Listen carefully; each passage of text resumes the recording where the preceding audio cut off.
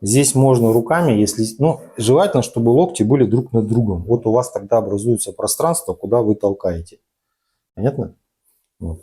То есть плечо подклали, рука вот таким образом кладется вот сюда. Позвоночник нащупали, и чтобы у вас позвоночный столб лег между вот эту бороздку. Поставили, его навалили, примерно потыкали туда, и здесь будет такая же ситуевина. Помните, мы по ноге торчали, импульс туда приходил, куда нам нужно. Здесь будет что-то похожее.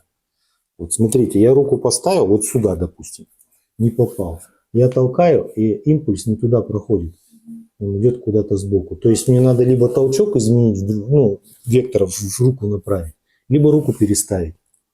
Понятен смысл? Вот. Здесь просим сделать вдох и выдох. Можно либо корпусом навалиться, либо рукой дожать.